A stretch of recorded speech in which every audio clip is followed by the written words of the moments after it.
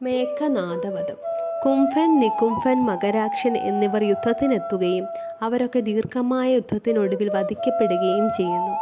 ഇന്ദ്രജിത്ത് യുദ്ധത്തിന് പുറപ്പെടുന്നു. എന്നാൽ ബ്രഹ്മാസ്ത്രം ഉപയോഗിച്ച് അവനെ വധിക്കാം എന്നുള്ള ലക്ഷ്മണന്റെ വാക്കുകൾ കേട്ട് ശ്രീരാമൻ ലക്ഷ്മണനെ തടയുന്നു.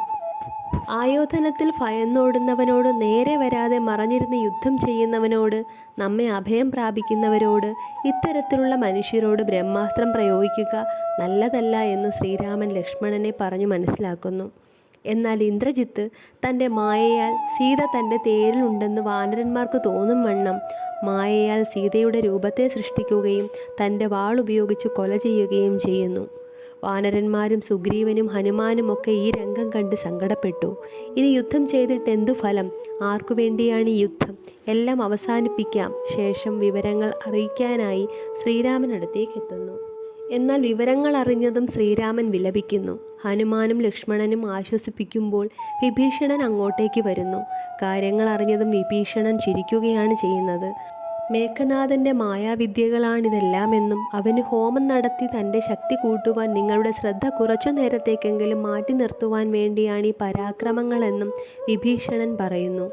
മാത്രവുമല്ല, ഹോമം മുടക്കിയില്ലെങ്കിൽ അവനെ വധിക്കുക അസാധ്യമാണെന്നും വിഭീഷണൻ പറയുന്നു. വാനര സൈന്യം ഇന്ദ്രജിത്ത് ഹോമം നടത്തുന്നിടത്ത് ചെല്ലുന്നു. ഹോമം മുടക്കുന്നു. എതിർത്ത രാക്ഷസന്മാരെ കൊല്ലുന്നു. ഹോമം പൂർത്തിയാകാതെ ഇന്ദ്രജിത്ത് വെളിച്ചത്ത് വരില്ല എന്നറിഞ്ഞതും വാനര സൈന്യം ഇന്ദ്രജിത്തിനെ ആക്രമിക്കുന്നു.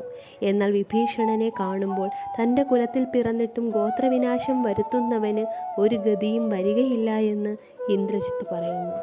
എന്നാൽ വംശത്തിന് വിനാശം വരുത്തുന്നവനല്ല, വംശത്തെ രക്ഷിക്കാൻ താൻ മാത്രമേ ഉള്ളൂ എന്നും വിഭീഷണൻ പറയുന്നു.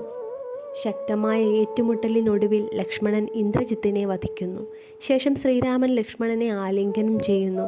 അത്യന്തം ദുഷ്കരമായിരുന്നൊരു ദൗത്യമാണ് നീ പൂർത്തിയാക്കിയതെന്ന് പറയുകയും രാവണനെ കൊല്ലുവാനിനി എളുപ്പമാണെന്നും അവൻ്റെ ശരീരം മാത്രമേ ബാക്കിയുള്ളൂവെന്നും മേഘനാഥനെന്ന അവൻ്റെ ശക്തി നഷ്ടപ്പെട്ടിരിക്കുകയാണെന്നും ശ്രീരാമൻ ലക്ഷ്മണനെ അറിയിക്കുന്നു.